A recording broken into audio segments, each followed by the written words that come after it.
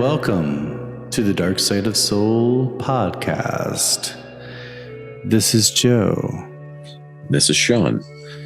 Thank you for joining us for the fourth in our four-part series on serial killer Yoo Young-chul.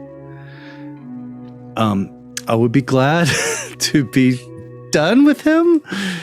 No, I'm sure this was very interesting. This was very interesting. But after this, I am just going to take a long shower. We'll take a short break from serial killers, like two or three episodes, then come back and do another one. I know, because now I'm intrigued, and now some of the other ones I've touched on, I kind of want to dig into those. But there's some other aspects I want to dig into, because I was looking back, and there's some other series that we were working on that we haven't done done a new episode for. So I want to do those. And anyway, so what we've covered basically. Episode 1 was the early days and his growing up and his early life of crime, and then his first string of killings. Second episode was the Sinchon murders, where he focused on women. Third episode was his capture and trial and what he's doing now. So he's like, "Well, Joe, guys, what are you going to do for 4?" Well, no, this is the analysis, the wrap up. This is now, how do we make sense of this part? What is it that we learn from this? How has this influenced Korea? Why is it so intriguing still? Yeah. And we're going to dive deep into his psyche a little bit. Yeah. And Sean is going to tell us a little bit about the urban legends surrounding Yoo Young-chul. Yeah, just there are a couple. I think you know them as well. You were here too. You were in Korea when he was finally caught. But I wasn't paying attention to things back then. Oh, okay. But like I said, in maybe the first episode of the series, yeah, I was in Korea for already 3 years by the time he started killing. And there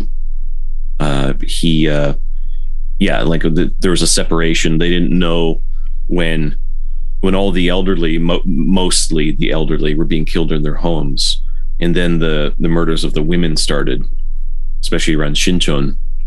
The police didn't connect that it was the same person. It wasn't until after he was caught that they connected all of it, really, and then it became more. It wasn't until it was caught, but we actually told him.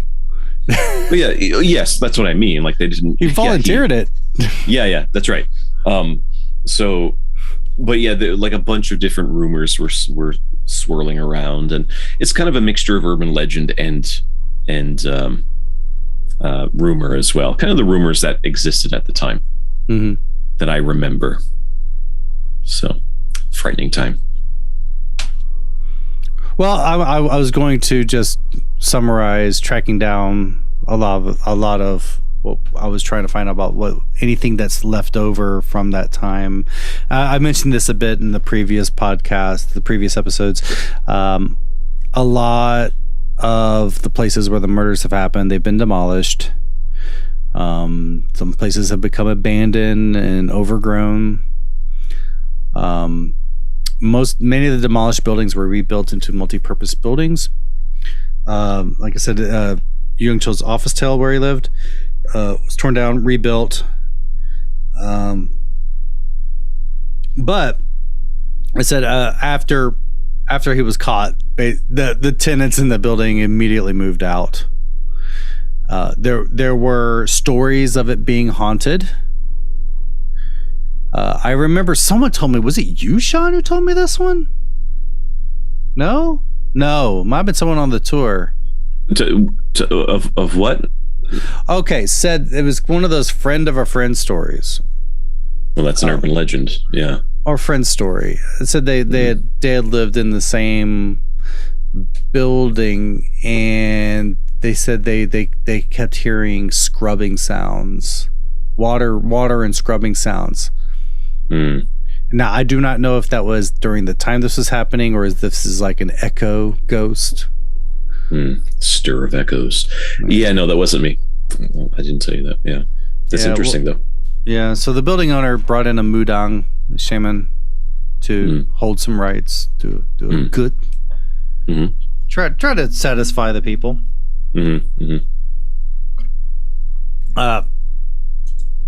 Of course, we mentioned that in the media. There's the movie The Chaser.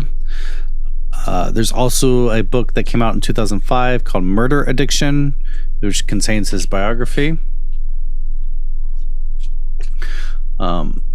Quickly, we went over the motive. It was a combination of this hatred of the rich and hatred of women, combined with a fear of disease and death. He liked to claim it was social justice, but he really, hey, come on, he targeted the old, weak, and vulnerable. It's not really much social justice in that. I say he did fear disease and death. His second brother had committed suicide in 1994 because he was blind. And it was said that this made him hate the world and want to kill someone out of his vague sense of revenge. And then, of course, his wife left him while he was in prison and took their son.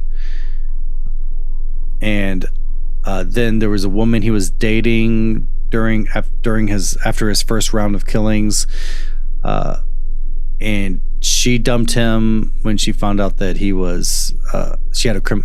had a criminal record and that he was previously married. And she worked as a business trip masseuse, and so he was using business trip masseuses as surrogates for his wife and the woman who dumped him. Now, in the difference between these types of murders, serial killers and other types of murders, is a lot of murder cases, the perpetrators actually know the victims, but serial killers tend to not have relationships with their victims. They prefer women and the elderly, or he did, at least, because they're easier prey. And he went after women in the sex industry because it's less likely they would be reported missing. And I also mentioned that serial killers also plan their murders in order not to be caught, as opposed to crimes of passion, where they just happen. He chose detached Western-style houses because they tended to house wealthy people, and they had walls to prevent witnesses. You would think that he would have broken in at night, but he chose the late mornings because that was when people were commuting. There weren't that many people around. They're all at work. And then when he was going after women, he did choose late at night, wee hours of the morning, because he was in his own office taking care of that. His office there was not much foot traffic in his area relative to Sinchon, because Sinchon was a really busy area. But that one area, yeah, I can see how it was not really heavily trafficked in the foots. He didn't know anyone there. He wasn't recognized. And he chose office tels and Goshiwans because he could easily move out if he needed to. The periods between his murders, the longest period between his crimes was 3 months. We called it the gap period before. Now there's a possibility he did do something while he was traveling Southern Korea then. But he did stop killing the elderly when CCT caught a glimpse of him, and it was getting closer. The police were getting closer to finding him. But when he started killing women, we find that the killings were getting shorter and shorter. It started becoming more of a routine. Breaking down again the weapons that he used this like basically a sledgehammer head with a short plastic handle, which was concealable, yet it was very effective. Investigations of his house found that he had planned his methods.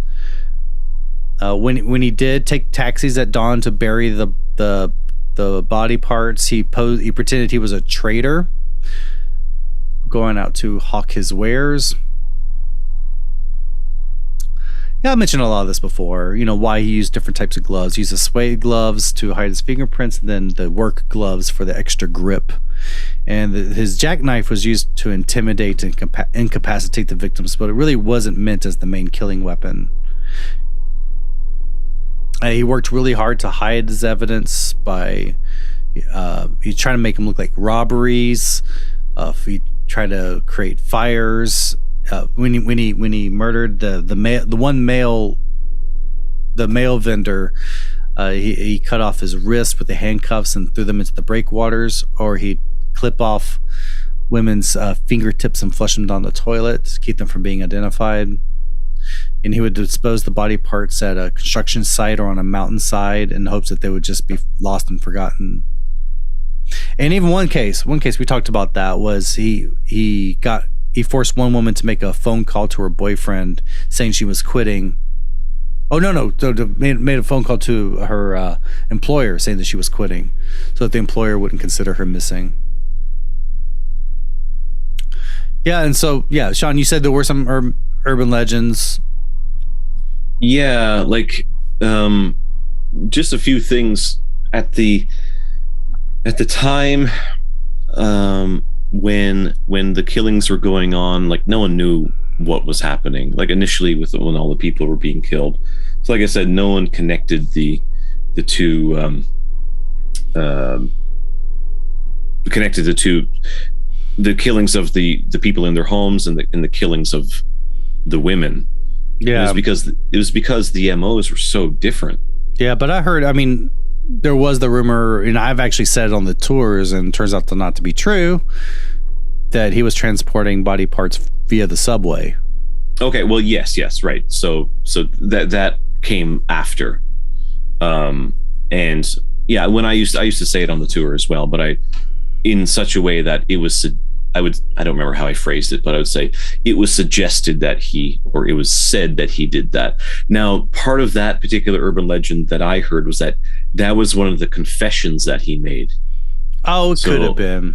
Like the confession of, or, he said he cannibalized some of his victims. He ate parts of them. Never any real way to prove it. Just had to go by his word. It was suggested then by some people at the time, that he transported at least some of the body parts by subway. Mm-hmm. And it was described, I remember they said he put it in a big duffel bag and then just go down on the subway and make his way to the burial ground. But what doesn't fly with that is especially the Shincheon crimes, they were committed in Shincheon. His burial ground was nowhere near a subway stop. So where he was committing, like his place was in Shincheon, where he stayed is much closer to the subway station than the actual burial ground. Yeah. So however he transported the body parts, I would assume did he drive? Was that confirmed? Did he have a car? One time he took a woman's car. Okay. Right. So now it's not that far from like the rotary area of Shincheon up to like that area behind Yonsei and up in the hills, like in the flanks of Ansan. But to carry a bag full of human body parts, just dead weight like that, literal dead weight. Yeah, right. Yeah, pun intended. Like it would be extremely difficult for him to have done that. So he had to have transportation of some sort. Yeah. But yeah, there was the idea that he was traveling by subway, but just an urban legend. It was never confirmed, and I don't know how that started. But it could have started the way urban legends often do, or how they often spread anyway, is that someone says, like you said earlier, a friend of a friend story. Yeah. Which is an urban legend. That's the classic definition of one.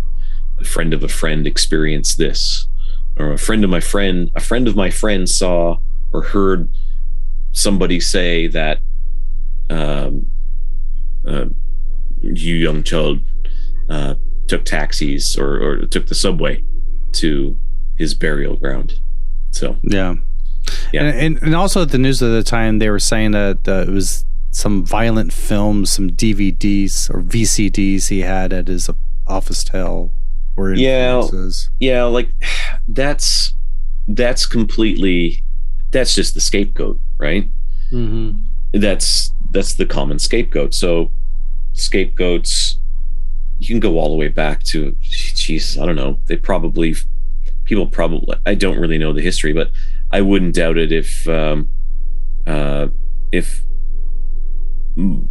Beethoven was accused of composing Satan's music at one point in his career while he was alive. If the masses start to like something, then authority doesn't tend to like that. And you can pass that through music, just keeping on that, all the way to James Brown when he was big in the 60s during the civil rights protests during that time. Like, he was like the government, the authority hated James Brown because he was this figure of rising up against oppression.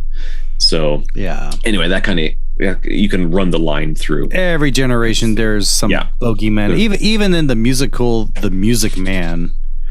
That's how Professor Harold Hill was able to bamboozle the townspeople, was he made them think that this new pool table that was being brought into the billiards hall was going to make all their children depraved. Because that's what, playing pool instead of billiards, does. That's right. Yeah. There you go. And they might be lured into the jungle animal instincts of ragtime. Right. That the devil's music, Satan's music. Don't make me break into song right now. But yeah, there's always a scapegoat. Comic books, they burned comic books. And they've had big comic book burnings throughout North America, probably parts of Western Europe.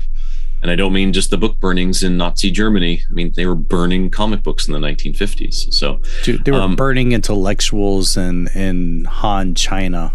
There you go. And they're actually burning people. Yes, exactly. So there's always a scapegoat.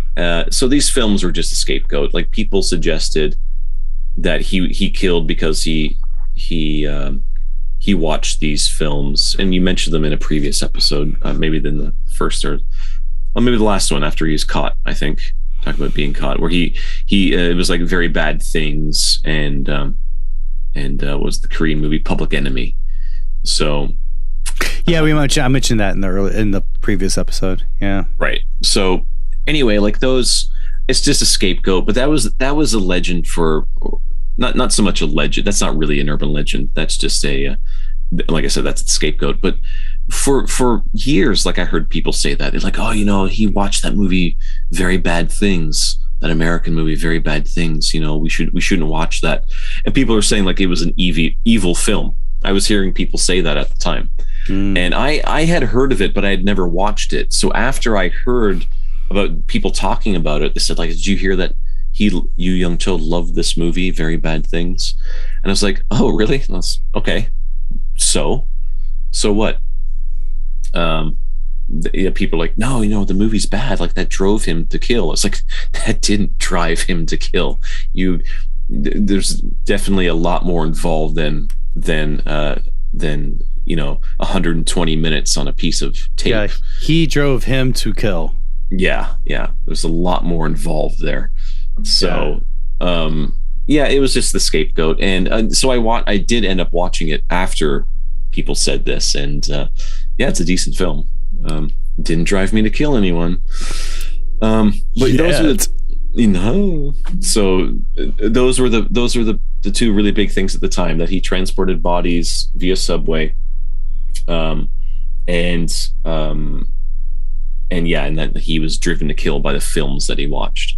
No, one thing that's always spooky is those underpasses that go under roads. The Tokigul, they're called in Korean, the Tokigul, which literally means rabbit hole. There are rumors going back, and these are urban legends, and I've interviewed people who talk about this kind of thing. Especially, they said when they were children, they were told not to go through these underpasses at night because They're scary. They can be pretty spooky. That's why They're a lot spooky. that's why a lot of horror movies have scenes in those underpasses. Yeah, I mean, just the one over in between Haebongchon and Gyeonggi-dun. Mm-hmm. Just that one, and they try to make that brighter, but that deteriorates quickly. Just think of the scene in Let the Right One In. The killing scene where the young vampire pretends that she's hurt and then kills the guy in the underpass in the snow. It's just the way it's shot. There's just this one lamp flickering, and she's and the camera pans back, and then she's drinking his blood. It's frightening. So yeah, those are scary places. They can be very visceral places. They're kind of liminal as well. Liminal, where you can kind of like you're safe on the one side, but if you just step into it, that makes you nervous. Like it's right on the crux of safety and danger. Those places. So there are a lot of urban legends about killers who lurk in the underpasses, and I've interviewed people who said that they were told when they were children to stay away from them because there were murderers there. Yeah, I think it's similar to the Billy Goat's Gruff. There's a troll under the bridge. Right. Then that ends up being just in modern times, it turns into urban legend. So anyway, so I'm going to talk a lot more about that because our next episode is going to be all about Korean urban legends. You're teasing us. Yeah, I did a lot of. I've interviewed lots of people over the last many years, but I've put some of them. I did some more recent interviews as well. So got some urban legends coming up. But another one kind of just linked to this about murderers and whatnot, where people will be kidnapped when they attempt to do something good, and they'll be kidnapped, tossed into a van, killed, their organs removed, and sold on the black market. That's a really big ongoing urban legend in Korea. It's used in American movies at times as a joke. Sure. There's the story where the several, not that long ago, I think it was around 2014, where there was the urban legend had become pretty widespread, and the idea was that taxi drivers were kidnapping people. Oh, I remember that. Yeah, and killing them and then removing organs and then selling them on the black market. So there was a man who had a few drinks with his buddies, and he got in a cab, and he called his wife just to say that I'm on the way home in a cab. And she said, "Are you crazy? What are you doing in a cab? Don't you know about the cab drivers who are killing people and stealing their organs?" That guy was so frightened by what his wife said, and probably pretty inebriated, he jumped out of the cab. Oh God. And he broke like both of his arms, I think, when he jumped out of a moving car. So, wow.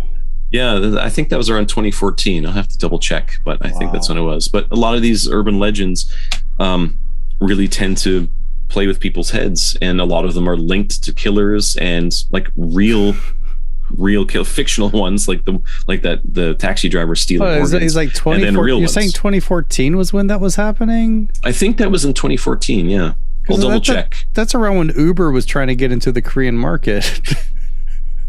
Right. Well, it was taxi drivers, though. It wasn't the Uber drivers. I know. Maybe Uber was spreading the urban Uber was spreading. Right. They're like, perfect plan for how to break into the market. So, yeah, those are some of the just a couple of those urban legends that surrounded Yoo Young-chul at the time. They mostly seem to have died down these days. Yeah. So in waves. Yeah, but it's still like, the scapegoat of horror, violent films and things like that still exists. It persists. Yeah. Well, I'm gonna put on my fake doctor's hat right now.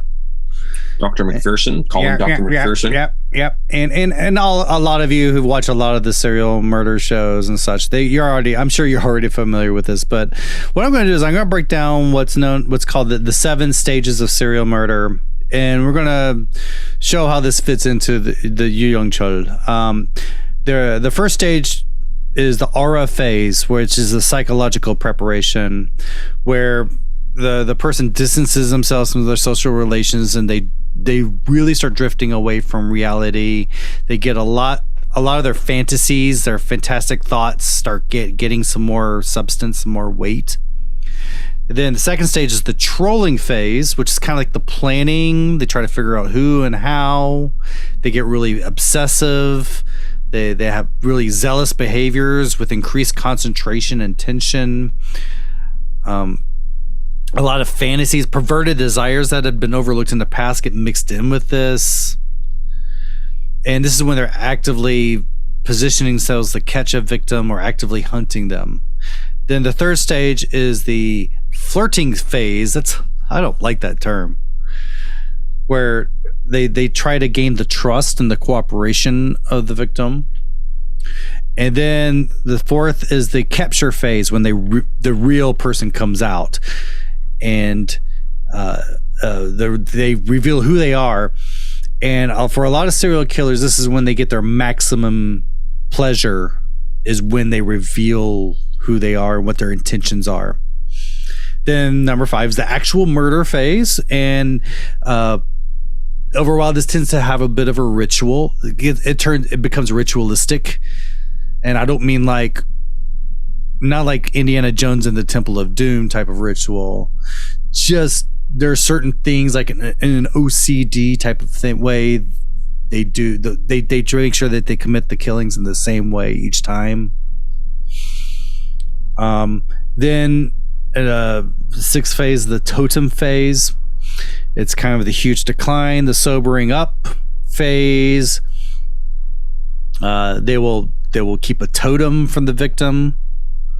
Keep a souvenir, and this totem is to help try to cushion them during this decline phase. And then 7 is the depression phase, where they feel like, okay, they need to start deciding on their next murder before they psychologically collapse. They return to their fantasy world, and the cycle just goes all over again.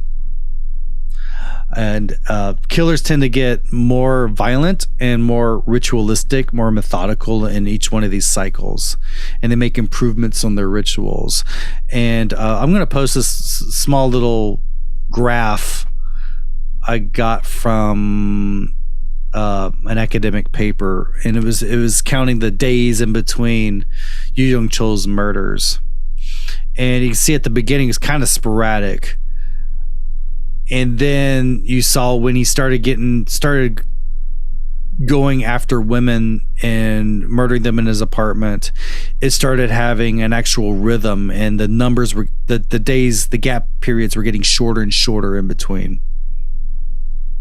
very steadily. It was almost like I was kind of joking during the second episode that it just became his Friday night thing, his Saturday night thing. Now, how did this fit into Yoo Young-chul, those 7 steps? Well, when he was in the phase where he was attacking the elderly, he did exhibit some of these traits, particularly the trolling. He had a sort of a murdering ritual with his hammer, and he ended up having depression. But he didn't really do much flirting or totems. He didn't really keep much of anything. We've talked about Mr. On. That was the big outlier in all this, where it was a crime of passion. It was something that wasn't planned, so that didn't fit into it at all. But yeah, this when he went to the women, started focusing on women, this really started happening. I mean, definitely the flirting stage, where he lured the victim to his place and used deception to make them cooperative, like pretending to be Officer Che. And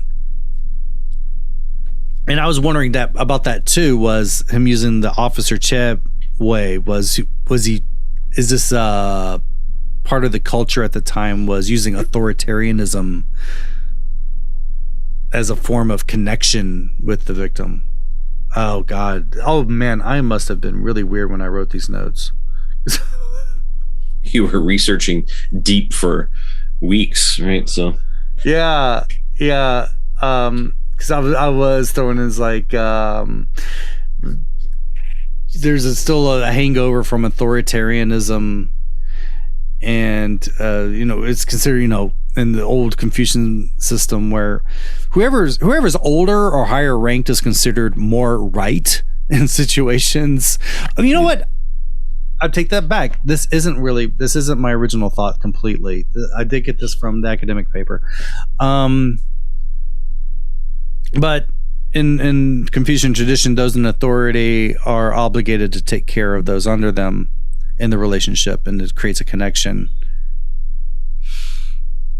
I was stretching, wondering if the officer chair thing was some little unique way he was trying to fit this, a cultural way that he was fitting into this cycle. Unlike a lot of other serial killers, he did not take pleasure in the capture phase. He made it really quick. He didn't really tell them much. You would say goodbye and strike them with the hammer, the women. So he took no pleasure in their horror or astonishment, or he didn't crave any pleas for mercy. He was just instant killing. But he did keep totems. He did relish in cutting up the corpses. We talked before about how he would place a head up on a trash can and have it watch him, and go through this ritual like you're cutting up a chicken. And he loved the idea that he knew where they were buried. So it's like his personal connection with each one of his victims. And he did keep a few souvenirs, like an anklet, the phone of one of the victims, and an avatar watch. And he definitely had a depression phase, this cooling down period, and that's why the periods in between, the gaps were getting shorter and shorter. There are also different classifications of serial killers. There are, from what I'm reading, there were 4 of them. There's the delusional, which is the person who's hearing voices and has hallucinations. There's the missionary serial killer that think they're on a moral mission to punish immoral people, like Dexter. There's the ones who get pleasure out of it. There's the pleasure one. It's like the result of the killing isn't as important as the process. And they're the ones who usually dismember the bodies or do something sexual with the bodies. And then the 4th one is power classification, where they like this power to control over life and death. They feel like they achieve superiority. They can conquer death themselves. Again, there's some sexual sadism and fantasy involved, and they don't accept existing social values as a way. They think of murder as a way of destroying the existing system. And these people, the power people, also practiced body dismemberment. So the experts say that Yoo Young-chul is regarded as a mixed type, a mix between mission, pleasure, and power. Mission in that he was targeting the wealthy he thought of them as a negative group in society. He felt that the business trip masseuses were, quote, rotten blood of society. He was trying to send a warning message to those demographics. And he targeted these groups for it. It was more like he was targeting them more for execution, like he had a sense of duty to do this, or a way he was justifying in his head I was doing it. He fit into the pleasure mold in the way that he was thoroughly prepared for especially the later killings, but in the beginning too. He really was trying to be thoroughly prepared. He had 2 different sets of gloves he was using. He really tried to erase the evidence his meticulous handlings of the bodies and closely watching the media reports after the crime. So he was getting a little bit of a pleasure, a thrill out of this. And also the sense of power. He was targeting women and the elderly, easy victims relatively, and he was using excessive brutality on them. And when he was caught and they were interrogating him, he bragged about the number of victims he had. And he was trying to create this mythology around him, which is why we were talking about the urban legends. Right. So I have this section of what would the forensics version of Sherlock Holmes do? You know, what would CSI do? What's that guy in like CSI Miami? He's always puts his sunglasses on and off. He's like, I don't know. Murder. He puts his sunglasses on. He's got red hair. He turns. We got a murder. There was this one TV show. It was on for a very short while, but it was pretty cool. Called Millennium, and it starred Lance Henriksen. Oh yeah. Yeah, the android from the original Alien movies. Yeah. And because he has this haunted look on his face. It's in a few horror movies. Yeah. Yeah, and so he had some type of it wasn't really psychic power, but he was able to see through the killer's eyes. Okay. And my ex-wife was really into this show, and I always thought it was funny because it seemed like every time they would go to the crime scene at the beginning of the show, and the detectives are already there, and they're telling him what they think had happened, and they would say what his motive was, and he'd always come and say, "That was not his motive." Every time, that was not his motive. I mean, he has this voice that sounds like he's been gargling razor blades. Good show. I would love to pick that show up again. I mean, it was like 1999, 1998 that show came out. It was very short-lived, but it was pretty intriguing.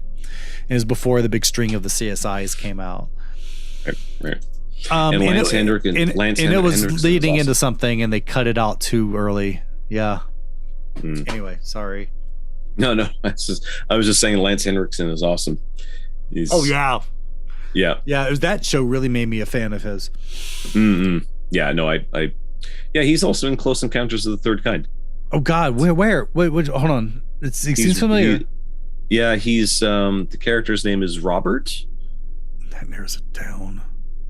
Okay, I'll look it up because that's one of my favorite films of all time. Shot mostly in Mobile, Alabama. That's why I brought it up because I know you really like it. Yeah. He's in Terminator as well. He's in the first Terminator. Yeah. And what is? I don't know. Anyway. Yeah. He's Pumpkinhead. That's what I'm. Yeah. Pumpkinhead. That's a great movie. Great horror movie. Watch Pumpkinhead. Go put it on. Everyone right now. Right. Sorry. No. So I'm just saying, like, profiling. How would you profile these murders if you were at the scene and you were getting together? Because you can kind of figure it out. There are, of course, I will say there are always exceptions. When you're trying to create deductive or inductive reasoning, you can figure out that the perpetrator was a man because it's strong enough to use that hammer with such force. Right. Pretty much assume that it was. Right. So that cuts out around 50% of your suspects there. There's so many things that you can narrow it down. Yeah, like if you think it's a man, like if you get footprints, generally the pattern on the sole, and the design and the shoe size. Then you can figure out the height from the footprints. That's right, and then that narrows it down. You may not be a man, but you're probably 98% certain that it is. Yeah. So. So much. And from where the skulls were struck, you can figure out the person was right-handed. Right. Which doesn't really narrow things down too much. Well, it does if it turns out that it's a left-handed person because they're easier to narrow down. Yeah. That was one of the things. That was one of the things with Jack the Ripper. They knew what hand he was because the strokes. So, but of course they never found him. But that wasn't the 1880s. So. You can figure out the victims are mostly wealthy because no valuables are stolen, but they tend to. You figure out. Never mind. You couldn't figure out. You knew that the victims are mostly wealthy, but he also did not steal the valuables, so you can make the inference that the perpetrator had a low standard of living and resented the wealthy or the elderly or society in general. The times of the murders tended to be around 10 a.m. to noon, so he's either unemployed or has a night job. Mm-hmm. The lack of evidence or sign that evidence has been cleaned up means that this is habitual, planned, that they've done this before, or they've trespassed in the past. Now, regarding the crimes against women, it was more difficult because of the secretiveness of their profession. And he moved it to his house because, there wasn't really a murder scene to explore for the police. Okay. But if the buried body parts were found by accident, which is quite possible, from the body parts, you can kind of suggest a geographical profile. Since they were disposed of pretty close to each other, that the person might have an intimate knowledge of the area where they buried the bodies. You can guess that the perpetrator might have been based within a 5-kilometer radius around there. No tools were found near the site, so again, planned in advance and executed. It was done very leisurely, not in haste. Likely had read a bunch of books, watched movies, or listened to podcasts, or had previous experience. The bodies were cut up and washed, so likely done at home, and lives alone. Assume that person lives alone. Yeah, and just quick, one thing about the assumptions, though, didn't mean to cut you off, but no. One of the biggest myths about serial killers generally speaking, and I mean as the way the public views serial killers, is that they're loners, right? They're dysfunctional, they're loners and things like that. Now, this is definitely the case for Yoo Young-chul, but that's kind of like a blanket. That's a real blanket assumption or false understanding that people have, a misunderstanding that people have about serial killers. A lot of them function well in society. They have families. The BTK killer, Dennis Rader. Mm-hmm. He had a family, was really top member of his church, very sociable person, had kids, was never abusive to his kids, never abusive to his wife. Yeah. But between 1974 and 1991, he killed 10 people. And then another thing, then he stopped. He kept kind of teasing the cops, but he didn't kill anyone for 10 or 11 years. Yeah, he for stopped. him it was the pleasure. He was a pleasure killer. Right. So anyway, yeah, he had no remorse in court. You can see the court video of him at his trial. He's just describing it as everything's kind of matter of fact. Yeah. I guess, but I mean, the bodies are all cut up and washed. It's kind of hard to do that if you live with someone else. Right. But so that just made me think of that. Just to say quickly, the Yoo Young-chul case, as important as it is for studying criminology, I think anyone who's kind of just interested in true crime and serial killers, they have to be very careful about taking prolific cases like this, very infamous profiling, and drawing conclusions from this case, using this case to draw conclusions about other serial killers. Yeah, because there are a lot of myths. A lot of them are different. Yeah. Also the idea like people, they're motivated by sex. That's a key one. They're like, oh, they're always motivated by sex. It's just untrue. I know I've spoken to people before who say that serial killers are motivated by sex. It's like, no. Yoo Young-chul is a good example of that in particular. But anyway, there are a lot of myths around what serial killers are. They're not a monolith. They're all crazy, but they're different. Yeah. But I'm profiling this one. Yeah, I know. Okay, I just thought of that as like an interjection to throw in there. Well, anyway, I mean, you can also make the inference that he doesn't live in a detached house. You know, like a villa, any place that has a shared gate, because then people would know each other, and the residents tend to know each other if they share a gate. So you can assume it's either a studio or an office tell. So to sum up this, from all this stuff, you could say it's a young man who lives nearby the burial sites with no regular job, lives alone in an office teller studio, based on the skull damage, has an extremely violent personality and likely a violent criminal record, and also planned the killings. Now, the problems with the police investigation. This is the fun part. You're gonna have fun with this, Sean. Yep, I remember all this too. At the time, yeah, they were being pointed out for the bunch of clowns that they are. Yeah.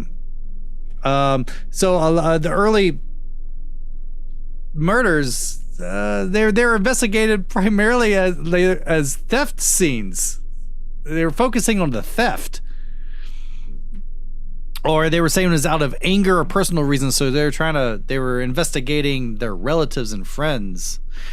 And Yoo Young-chul was trying to confuse the police. He's trying to make them look like they were grudge murders or gangster-related accidents. Because burning tends to be gangster-related.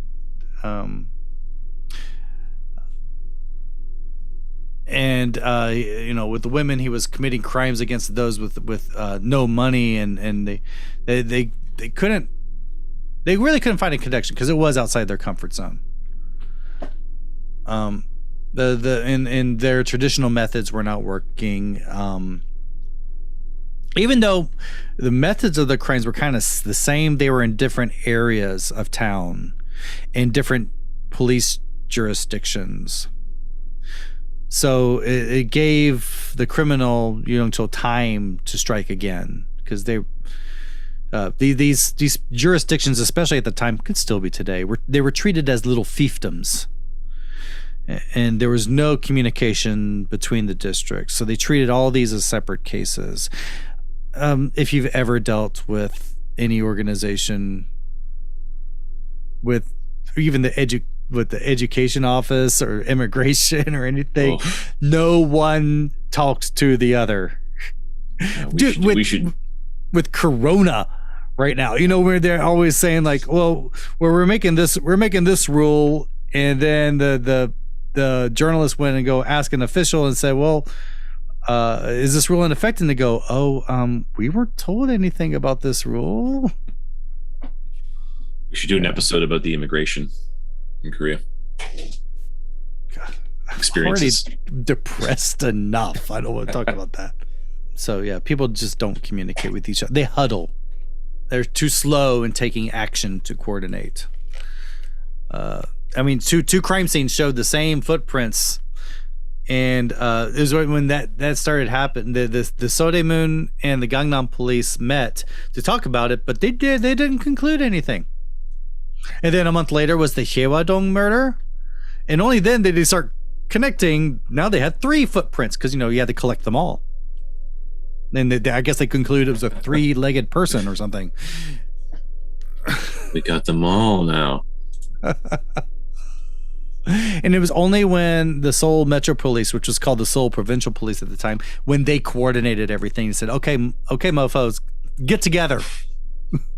You guys got to cooperate. So they had a first meeting of 20 members, including the chiefs of investigation and all the relevant stations. They were holding once a week at alternating stations because territorial. That's crazy too. That's bonkers. Yeah. Bonkers. And so each station was sharing what they had, their opinions. confirmed purchase history of shoes and other traces.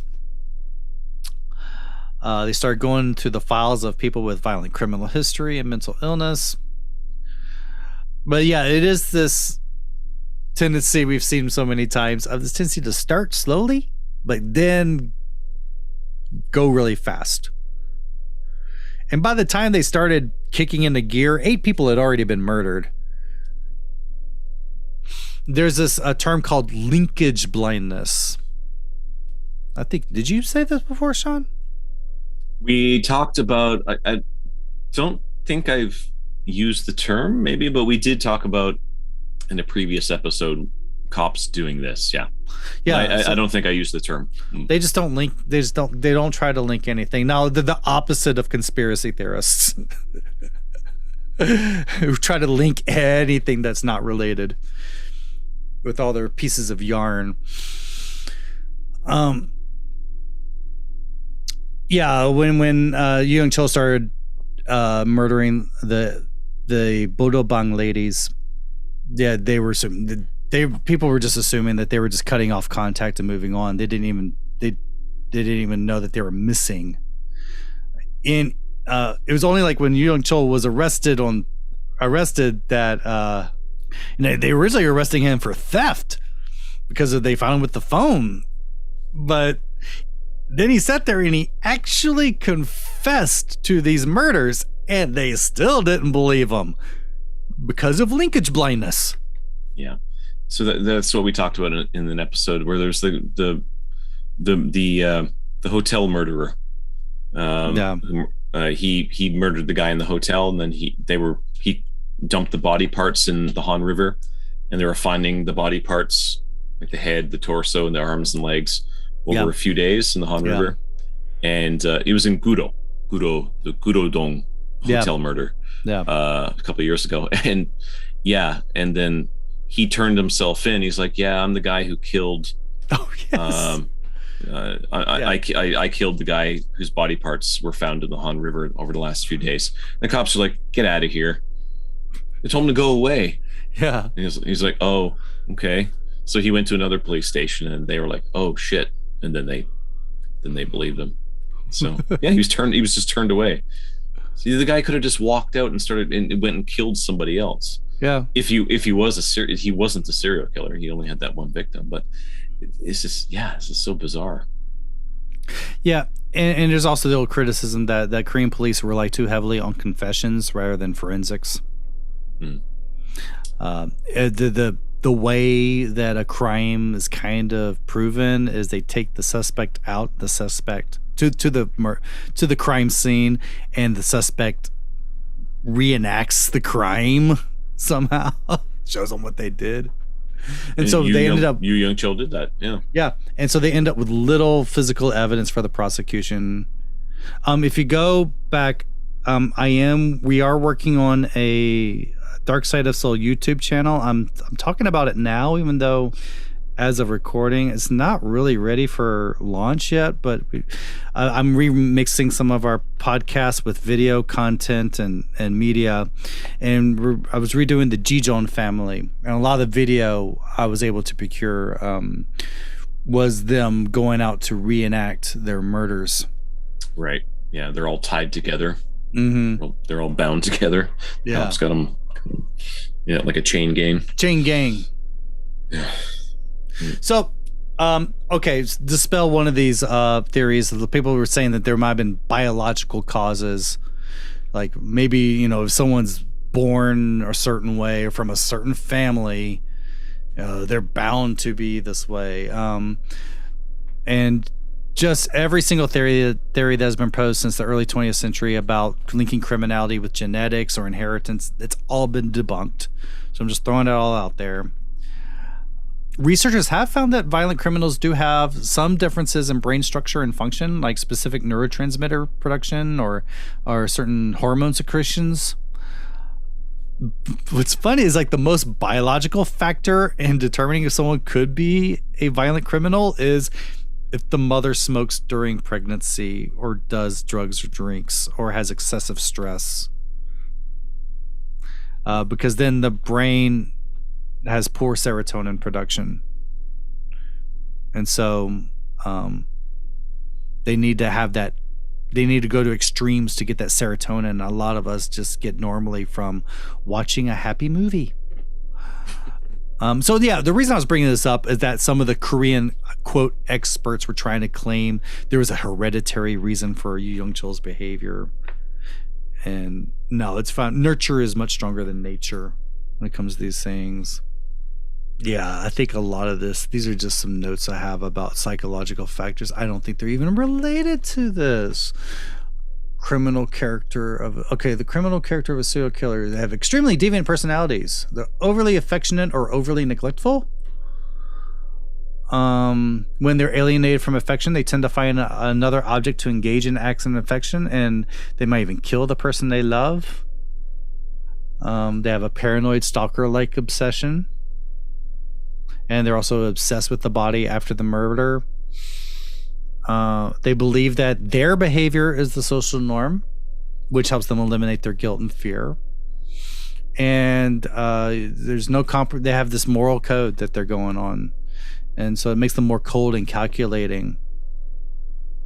And they tend to overreact to stimuli. Anyway, and they're also, people are saying there's social causes. So people that tend to have these types of tendencies, it also affects if they're more inward looking or outward looking. And the people who tend to have a lot of these characteristics. If they're inward looking, they tend to commit suicide. If they're outward looking, they tend to commit murder in their forms of aggression. And even stretching this even further, people with aggressive tendencies, when they're children, if they tend to be physically punished, they tend to lean more towards murder. But if they're psychologically punished, they lean towards suicide. And I'm writing this down because I was noting, hold on, we have a high suicide rate. And you're saying it might have been because people were psychologically punished when they were children? Just something to just ponder. Something to chew on. Yeah. Another social cause point to is something called power theory, where the wealthy classes can express violence in a more civilized, non-aggressive manner, and the lower classes cannot do that. So they have to express violence in other ways. Yeah. That was it. That's all I got. Yeah. I that last, like, the power theory, I think is really interesting.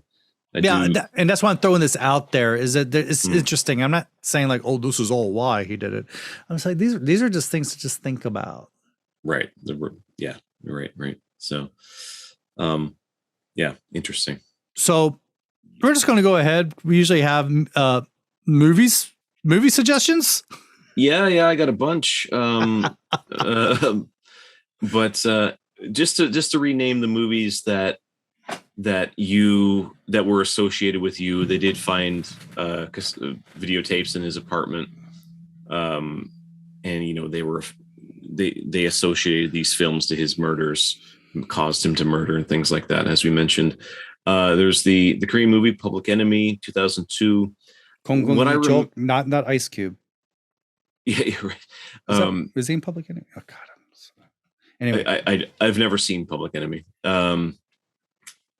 But as I remember, I think this was the movie. It's the most recent one at the time that they found that they associated with him and his murders. And it was all in the media, like all, violent movies found in Yoo Young-chul's apartment, like ends. Yeah. It's ridiculous. But that was the most recent one.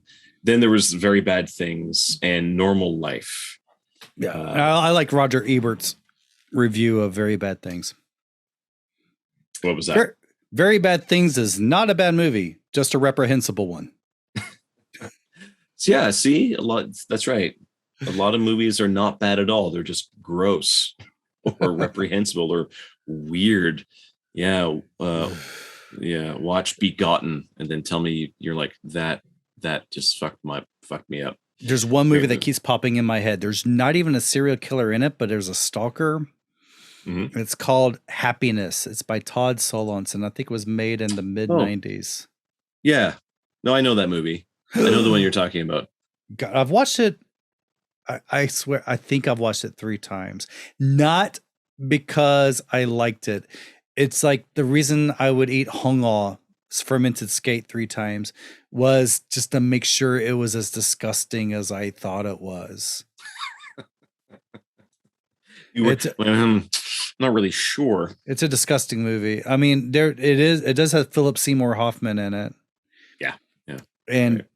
and some really good. But I tell you, every time I had seen this movie, I could not have one sexual thought for an entire week. I'm now Disturbed me so celibate. much. Yeah. I'm now Made me celibate. celibate. Yeah. Right. Right. That makes me miss Philip Seymour Hoffman. Actually, he was such a good actor. He was, but Yeah. he's Yeah. pretty gross in that movie. Nice. So convincing. It's fantastic. So, but anyway, so some other films that focus on serial killers, mostly these are like crime or thriller and horror films. But these are ones like I could recommend things like Texas Chainsaw Massacre or Halloween. But I mean, like, no, those are great films. I know, but they're predictable. It's predictable that you choose those. Come on. Yeah, so that's what I'm saying. I'm not choosing them because everyone knows those movies. Low hanging fruit. I want to recommend films. I don't want to reiterate films that are famous. So I'll just go through the list. A couple of these actually might be a little bit fairly well known. The Clove Hitch Killer. I don't think that's very well known. It might be. I don't know too many people who've seen it. And but the Clove Hitch Killer. It's not related to Cloverfield at all. No, it is not. And 10 Cloverfield Lane is excellent. It's an excellent film. But the Clove Hitch Killer. Yeah, it's from 2018. I recommend that one. One of my favorite films with Rutger Hauer, the great Rutger Hauer, late great Rutger Hauer, The Hitcher.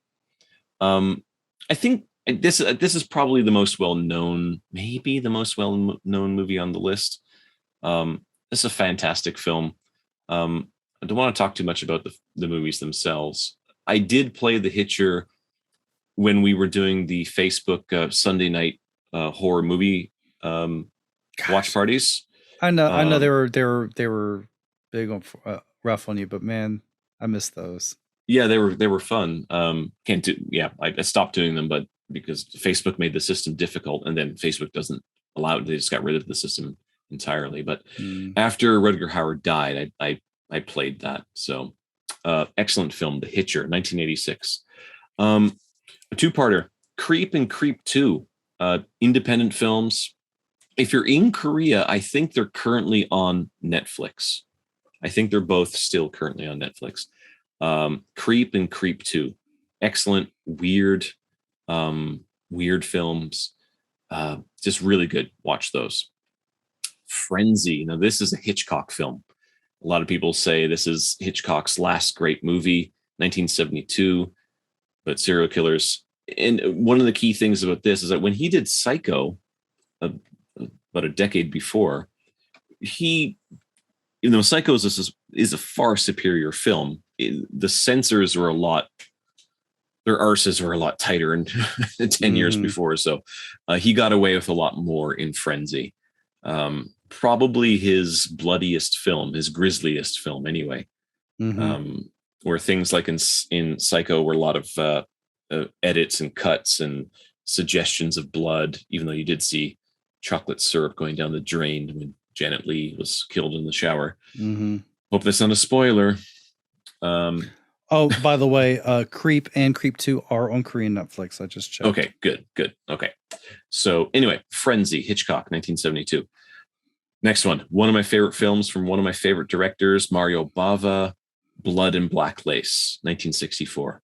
Just go and watch that movie and watch almost everything that Mario Bava has ever done. Go and watch it. Black Sunday, this fantastic films. I love Mario Bava. Henry, Portrait of a Serial Killer. It's also 86, same year as The Hitcher. Fantastic film. Great Shakespeare play. Uh, it's what's his name? What's that Henry. guy's name? Yeah. Well, no, but he was in The Walking Dead. God. He's in the Guardians of the Galaxy. At least fell asleep watching the first one, but he's in that one. He plays Yondu. I know the character because I read comics. Yondo plays. Michael Rooker. Yeah. Michael Rooker. Yeah. So he's the lead. He's the lead actor in that. Fantastic, excellent movie. I still think that's Michael Rooker's best movie. I think it's his first starring role, 1986. Okay, and the last two, pretty old. M, 1931, stars Peter Lorre, the fantastic Peter Lorre. It's an excellent film. I'm not going to say anything about it. Go watch it. Directed by Fritz Lang. So if anyone knows Metropolis, you know Fritz Lang and how visionary he was as a director back in those days. Fantastic film. Go watch that. And the last one, The Cabinet of Dr. Caligari. That is a serial killer film. And a lot of people say... finally watched that. Yeah. It's amazing. It's such a good movie. For a movie that's now over 100 years old, of course, it's obviously dated in how it's presented. It's a silent film.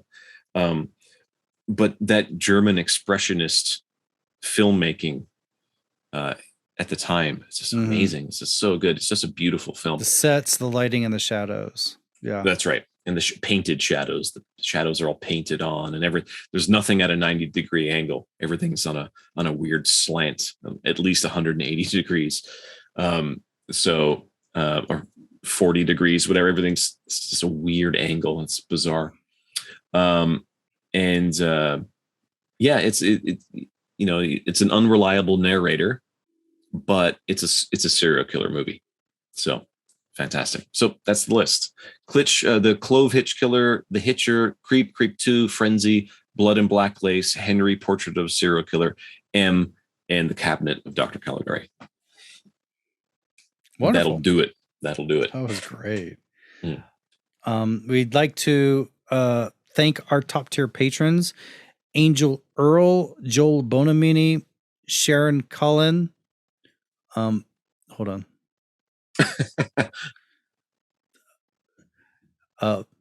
We'd like to thank our top tier patrons: Angel Earl, Joel Bonamini, Sharon Cullen, Devin Hiffner, Minsuk Lee, Laura Casey, Jane Hargrave, Sarah Ford, Alex Radia, Ryan Berkebal, Ashley Rigby, and Tara Suttle. Sorry to interrupt, Joe. Also, we'd like to thank, along with Devin, we'd like to thank Shia. Thanks, Shia. Thank you, Shia. And you too can be a patron by going to patreon.com/darksideofsoul. For starting at just $5, you can get a lot of extra stuff. And also our music, opening and closing music, is by Sorak-san, which you find on Bandcamp under the record label Jeju Digital. And I think that's it. Yeah, I got through everything, everyone. Oof. There we go. Yoo Young-chul. Share it with your friends. We're going to talk about urban legends next time. Thank you for sticking with us for over 4 hours of this. Until next time, stay spooky. Good night.